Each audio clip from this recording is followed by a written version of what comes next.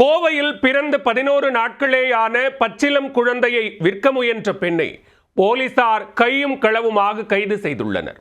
50,000 ரூபாய் பேரம் பேசி விற்க திட்டமிட்டவர் சிக்கியது எப்படி?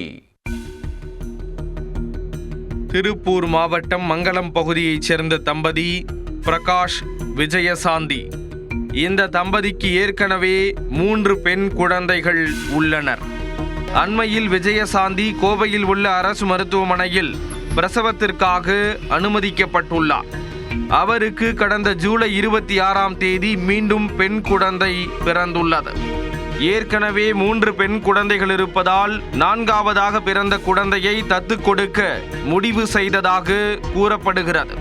இதனிடையே விஜயசாந்திக்கு கோவை அரசு மருத்துவமனையில் 32 வயதான சிந்து என்பவர் அறிமுகமாகியுள்ளார். அவர் விஜயசாந்தியின் எண்ண ஓட்டத்தை அறிந்து குழந்தையை தத்து கொடுக்க உதவி செய்வதாக கூறியதாக தெரிகிறது. பின்னர் பச்சிளம் குழந்தையை சோமனூரைச் சேர்ந்த ஒருவருக்கு 50,000 ரூபாய்க்கு விற்பனை செய்ய முயற்சித்துள்ளார். இந்த தகவல் குழந்தைகள் நல அமைப்பினருக்கு தெரிய வந்துள்ளது.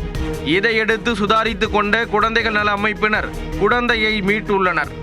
அந்த குழந்தையை விற்க முயன்ற சிந்துவையும் பிடித்து ரேஸ்கோர்ஸ் காவல் நிலையத்தில் ஒப்படைத்தனர். பின்னர் சிந்துவை கைது செய்த போலீசார் அவரை சிறையில் அடைத்தனர்.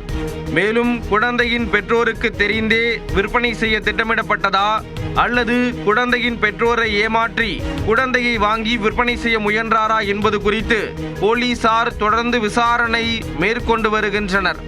பிறந்து 11 நாட்களே ஆன பச்சிளம் குழந்தையை விற்க முயன்ற சம்பவத்தால் கோவை அரசு மருத்துவமனை வட்டாரத்தில் பரபரப்பு ஏற்பட்டுள்ளது.